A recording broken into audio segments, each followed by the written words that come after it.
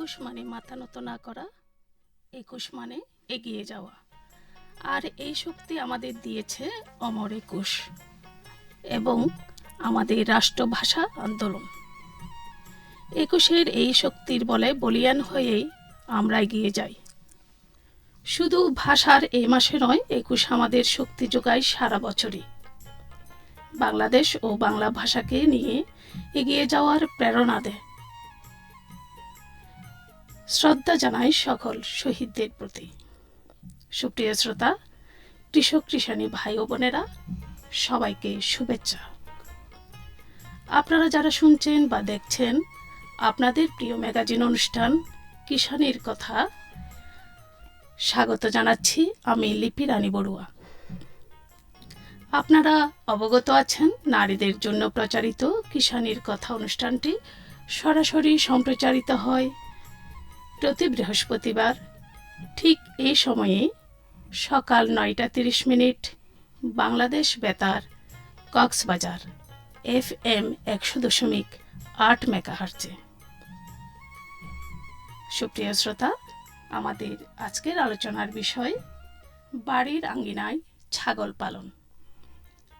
এই নিয়ে বিস্তারিত আলোচনায় সম্পদ ব্যক্তি হিসেবে উপস্থিত আছেন নয়ন সেলিনা, নারী উদ্যোক্তা, সদর কক্সবাজার। স্বাগত জানাচ্ছি আপনাকে আজকের আয়োজনে। ধন্যবাদ আপা। আমাদের আজকের আলোচনার বিষয় বাড়ির আঙ্গিনায় ছাগল পালন। আমি শুরুতেই জানতে চাইব, ছাগল পালনের সুবিধা কি, এ নিয়ে যদি আপনি কিছু বলেন। ধন্যবাদ।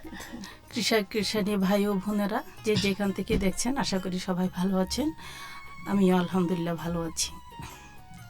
ছাগল পালন, বাড়ির আঙ্গিনায় ছাগল পালন বলতে আমরা বুঝি ছাগল আমাদের অতি পরিচিত গৃহপালিত পশু। গ্রামে প্রায় প্রতিটি পরিবারেই 2-4টি করে ছাগল পালন করে থাকে। ছাগল পালনের জন্য বেশি মূলধন, অনেক জায়গা বা ভূমির প্রয়োজন হয় না। এদের মধ্যে রোগ কম, তুলনামূলক রোগ কমই হয়। সাধারণত মাংস বা দুধ উৎপাদনের জন্য ছাগল পালন করা হয়ে থাকে। আচ্ছা। কোনো দেশে বিভিন্ন জাতের ছাগল লোমের উন্নত মানের গরম কাপড় তৈরি করা হয়। বাংলাদেশের ছাগলের চামড়ার মান অত্যন্ত উন্নত। প্রতি বছর এই চামড়ার দ্রব্য রপ্তানি করে উল্লেখযোগ্য পরিমাণ বৈদেশিক মুদ্রা অর্জন করা হয়। বর্তমান দেশের সংখ্যা প্রায় 2,62,00,000। এদের বাসস্থানের জন্য মাছার ব্যবস্থা এবং খাদ্য ও স্বাস্থ্য ব্যবস্থার উন্নতি করতে পারলে ছাগল পালন করে ভালো লাভবান হওয়া যায়। আসলে মানে খুব সহজেই তেমন একটা পরিচর্যাও লাগে না, তেমন একটা কষ্ট হয় না, বেশি জায়গারও প্রয়োজন হয় না, এবং একটা মূলধন, যাদের মূলধনের বেশি অভাব বা অনেকটা, মানে ছাগলকে গরিবের গাবি বলা হয়। হ্যাঁ, ছাগলকে গরিবের না, এটা বড় লোকেরও গাবি। এখন বড় লোকেরও গাবি। এর চাহিদা সবচেয়ে বাজারে ছাগলের মাংসের দাম বোধ বেশি। আসলে অনেকটা মানুষ এই যে শখ করেই কিন্তু ছাগল পালন, অনেকে আছে ছাগল পালন করে থাকেন, কিন্তু সাফল্যটা আসে কিন্তু ওখান থেকে। ছাগল পালন করা খুবই সহজ। খাদ্য খরচ কম, রোগবালাই কম, বংশবৃদ্ধি বেশি। আর তাছাড়া আমরা গ্রামে গঞ্জে, আমরা শুধু গ্রামে না, আমরা ছাদেও ছাগল পালন করতে পারি, বাড়ির আঙ্গিনায়ও ছাগল পালন করতে পারি। একটা ছাগল, যেমন ব্ল্যাক বেঙ্গল বিস্ট্রা, প্রতি বছরে 2বার করে বাচ্চা দিচ্ছে। হ্যাঁ, আমি আসলে বলতে চাচ্ছি যে আপনাকে, এই যে আমরা শুরুটা কিভাবে করলে ভালো হয়, একদম প্রাথমিক অবস্থা থেকে?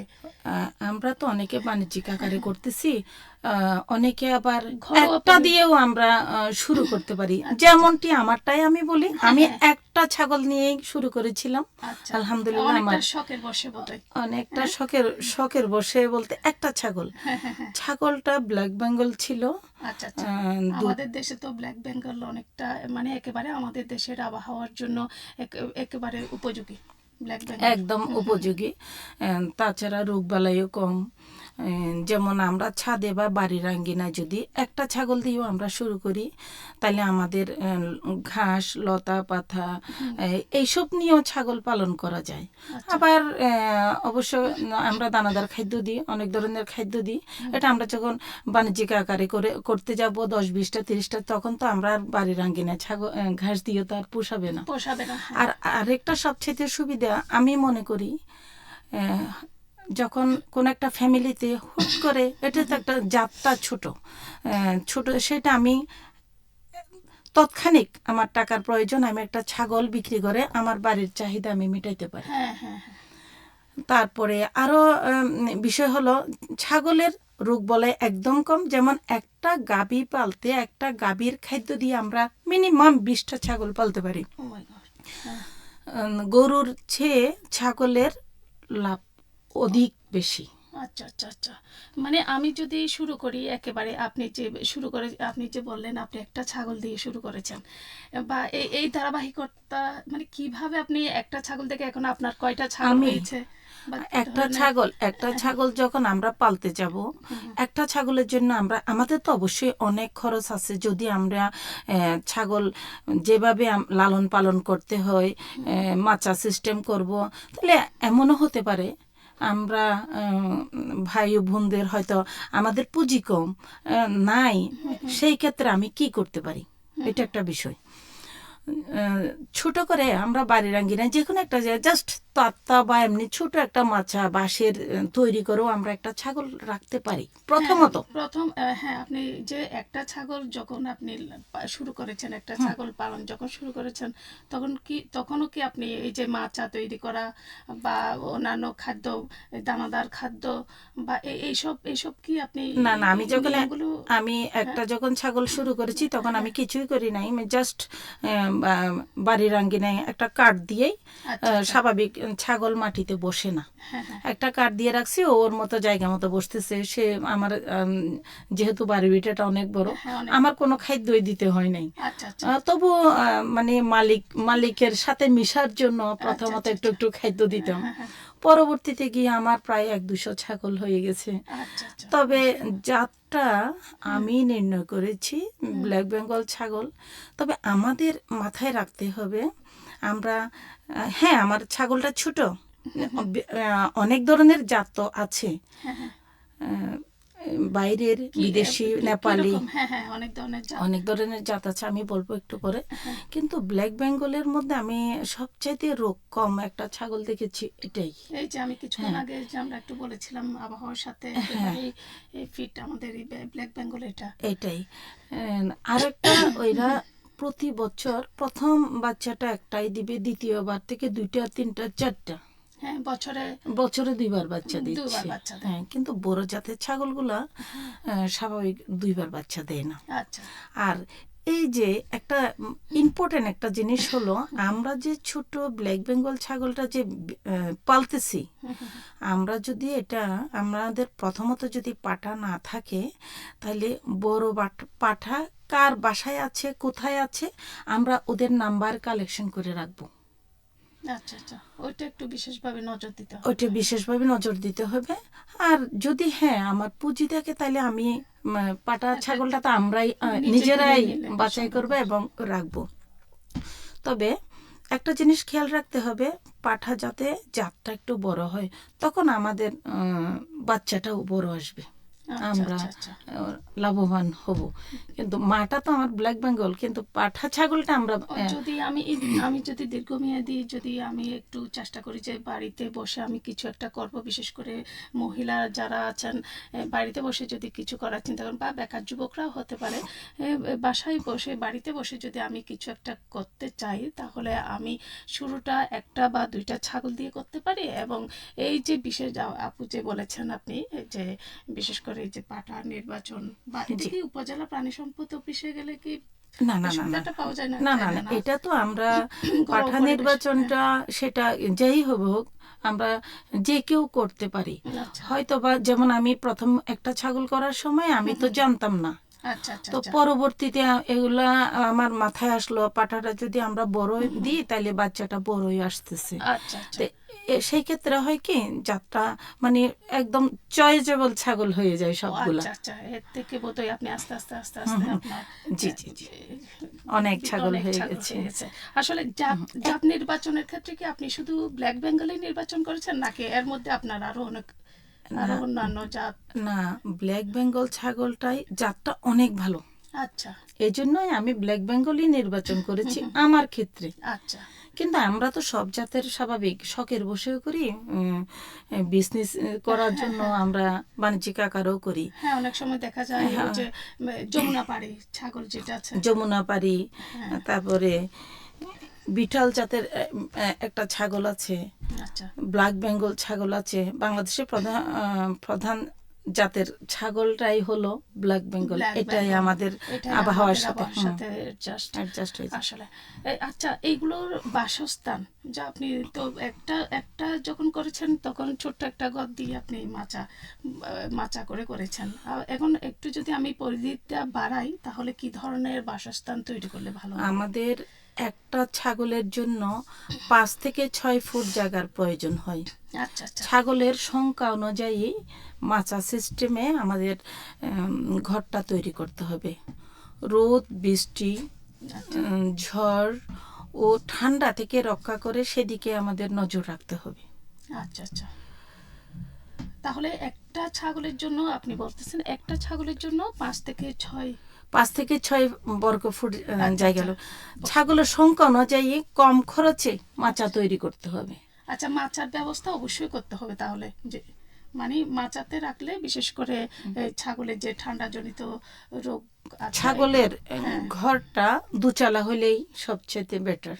আচ্ছা, আচ্ছা, কারণ যদি আমরা উত্তর দক্ষিণ যে করি, তখন বাতাস হয়তো উত্তর দিকের একবার বাতাস হয়, দক্ষিণ দিকের এটা হ্যাঁ এটা ঘরটা একটু সিজন অনুযায়ী আর কি।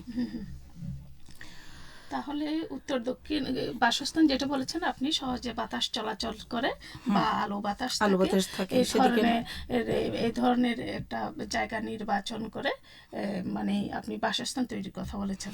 সেটাই। আমাদের দেশে তো ছাগল সাধারণত আমরা ছেড়েই পালি। আচ্ছা, হ্যাঁ, হ্যাঁ, ছাড়া অবস্থা, আধা ছাড়া অবস্থা পালন করা হয়। এদের মধ্যে খাদ্য, বাসস্থান, স্বাস্থ্যপনার তেমন কোনো গুরুত্ব দেওয়া হয় না। আচ্ছা, ফলে এদের নিকট থেকে আশা অনুযায়ী আমরা উৎপাদন পাওয়া যায় না। আসলে হ্যাঁ, আমরা যে ছাগল পালতেছি, শুধু ছাগল পাললে তো হবে না, আমরা বিলের মধ্যে ছেড়ে দিচ্ছি, ওদের মতো ওরা আসতেছে, আমাদের সব দিকে খেয়াল রাখতে হবে আর কি। মানে একেবারে সনাতন পদ্ধতিতে অনেকে ছাগল পালন করে থাকেন, এতে কিন্তু আশানুরূপ আপনি যেটা বলেছেন আসলে আশানুরূপ কোনো ফলন পাওয়া যায় না। এই যুগের মধ্যে অবশ্যই একটু আধুনিক চিন্তা ভাবনা বা কি ধরনের করলে ভালো হবে, বাসস্থান, খাদ্য বা জাত নির্বাচনের ক্ষেত্রে কি ধরনের হলে ভালো হবে, এদিকে একটু সুদৃষ্টি রাখা প্রয়োজন। ছাগলকে আমরা পর্যাপ্ত কাঁচা ঘাস, তারপরে দানাদার খাদ্য, পর্যাপ্ত পরিমাণের পরিষ্কার পানি, এগুলো সরবরাহ করতে হবে। প্রতিদিনের একটা যে খাবার, আমি আপনার থেকে জানতে চাইবো, এটা মানে প্রতিদিনের একটা খাবার, এটা কি কি খাবার হতে পারে বা কয়বার, দৈনিক কয়বার দিতে হয়, এই সম্বন্ধে যদি আপনি মানে কি কি খাবার দেন প্রথমে একটু বললে ভালো হয়। এটা আমাদের তো ছাগল পালন অনেক ধরনের হতে পারে। আচ্ছা আচ্ছা আচ্ছা। একটা আমাদের যদি বাড়ির আঙ্গিনাটা যদি বড় হয়, গাছগাছালি হয়, ও তো স্বাভাবিক ওইখান থেকে খেয়ে ফেলবে ম্যাক্সিমাম খাওয়া, বিশেষ করে কাঁচা ঘাস কাঁচা জাতীয় ঘাস। বা লতা পাতা আবার যেগুলো আমরা আছে। যখন বন্দি পালবো তখন তো অবশ্যই ওদেরকে 3 বেলা খাবার দিতে হবে, যত্ন নিতে হবে, ওদের সব কিছু খেয়াল রাখতে হবে। এদেরকে গম, ভুট্টা, চাল ভাঙ্গা, চালের কুড়া, ডালের বুসি, গমের বুসি, খোল, তিল, সয়াবিন, আচ্ছা আচ্ছা। লবণ ইত্যাদি খাবার দিতে হবে। আবার আমরা যখন ছেড়ে দিয়ে পালি বা এরিয়াটা যখন বড় হয় তখন হয়তো বা আমরা একবেলা বা দুবেলা খাদ্য দিয়ে আমরা পালতে পারবো। আচ্ছা আচ্ছা। তাহলে সবুজ ঘাস মানে যদি আঙ্গিনাটা বড় হয়, বাড়ির আঙ্গিনায় আমরা যদি ছাগল পালনের কথা বলি, তাহলে আমাদের বাড়ির আশেপাশে বা বাড়ির আঙ্গিনাটা যদি একটু বড় হয়, ওখান থেকে কিন্তু ছাগল অনায়াসে তার সবুজ যে ঘাস, সবুজ যে লতা পাতা, এর চাহিদাটা পূরণ করতে পারবে যদি জি, জি। কম ছাগল হয়। যদি কম ছাগল হয়। হ্যাঁ। তো বেশি ছাগল হলে যেমন আরেকটা জিনিস হলো, ছাগল কিন্তু পাড়া দিলে আর খাদ্য খায় না। আচ্ছা আচ্ছা। সেই ক্ষেত্রে আমাদের কি করতে হবে, ছাগল আমরা যেখানেই পালি না কেন একটু লম্বা করে ছিদ্র ছিদ্র করে বাঁশ দিয়ে যদি একটা জানি ঘাস রাখার জায়গার ব্যবস্থা করে দিই আমরা, ওইখান থেকে ওরা একটা একটা মুখ দিয়ে টেনে টেনে খাবে। আর একটা খাদ্য আমরা ওইভাবে দিতে পারি, ঘাস কুচি কুচি করে। তারপরে এই যে সবুজ ঘাস না, শুকনা ঘাসও দেওয়া যাবে, ঘাসও দেওয়া যাবে। শুকনা ঘাসও দেওয়া যাবে। এখানে ওই যে আমি যেগুলো গমের চাউলের কুড়া টুড়া এইসব একটু মিক্স করে কেটে বাটিতে করে দেওয়া যাবে। তো এটা যদি আমরা বেশি ছাগল, বন্দি ছাগল পালি, সেই ক্ষেত্রে এটা বেশি প্রযোজ্য। আচ্ছা আচ্ছা। বন্দির সময় অবশ্যই আপনাকে আলাদা একটা যে বাইরে থেকে যে খাবারটা দিবেন ওইগুলোর সাথে সবুজ ঘাস হোক, আবার কাঁচা এই শুকনো ঘাস হোক, এগুলো কেটে ছোট ছোট করে এগুলোর সাথে আপনি ওই যে গমের ভুসি মিক্স করে এটা বাটিতে করে দেওয়া যাবে। মানে ওদের চাহিদা মতো খাওয়ার জন্য আমরা যেমন ছিদ্র করে বড় একটা কিছুতে ঘাস রাখে, ওরা উঠতে যাতে না পারে ছিদ্র দিয়ে টেনে টেনে খাবে। আবার একটা কেটেও দেওয়া যাবে। মোটামুটি পরিবেশ আপনাকে সৃষ্টি করে দিতে হবে। হ্যাঁ, আসলে অত্যন্ত গুরুত্বপূর্ণ। আপনি যে বলেছেন একেবারে এদের ছাড়া বা আধা ছাড়া অবস্থায়ও বা ঘাস যে বাইরে বের না করে ঘাসের একটা ব্যবস্থা করে দিলে সবচেয়ে। আর প্রতিটা ঘরে যেমন আমরা ছাগল কাটার সময়, কোরবানির আগে আমরা একটা মোটা তাজাকরণ করতে পারি। আচ্ছা আচ্ছা। সেটা হলো আমরা 3 মাস আগে যদি যেমন বাজার থেকে আমরা একটু দেখে জাতটা কোন ধরনের ছাগল বিশেষ করে পাটা কাটার সময় কাটে, তারপরে আমরা কোরবানির সময় খাসি যেটা বলি, মানে আপনি যেটা বলতে চাচ্ছেন কোরবানিদের 3 মাস আগে। 3 মাস আগে আচ্ছা আচ্ছা। একটু আমরা প্রয়োজন, আমরা যদি না জানি আমরা প্রাণী সম্পদ অধিদপ্তরে গিয়ে একটু দেখাবো। 3 মাসের মধ্যে আমরা যদি একটা ছাগল 10,000 টাকা দিয়েও যদি আমরা সেল করি, এটা 3 মাস পরে সেটা আমরা 20 থেকে 25,000 টাকা আমরা এখান থেকে লাভবান হতে পারি। যেমন প্রতি পাটা ছাগল আমরা যখন ছাগল কাটার সময় আমি ছাগল বিক্রি করতেছি। আচ্ছা আচ্ছা আচ্ছা। আসলে যদি এটা আমি একেবারে কম মূলধনের মধ্যে যদি আমি চেষ্টা করি, তাহলে অবশ্যই আমরা খুব সহজেই ছাগল পালন করে স্বাবলম্বী হতে পারবো। ধন্যবাদ আপু আপনাকে, আর ধন্যবাদ আমার কৃষক কিষানী ভাই বোনকে।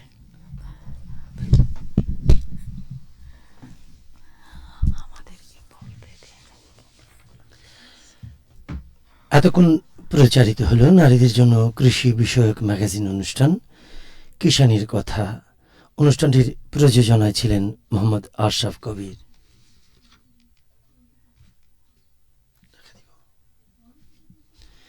বাংলাদেশ বেতার, কক্সবাজার। শ্রোতাবন্ধু, এবারে বঙ্গবন্ধু আন্তর্জাতিক সম্মেলন কেন্দ্র ঢাকায় গণপ্রজাতন্ত্রী বাংলাদেশ সরকারের মাননীয় প্রধানমন্ত্রী Sheikh Hasina territorial waters and maritime zone act 1974, act number 26 of 1974 প্রণয়নের 50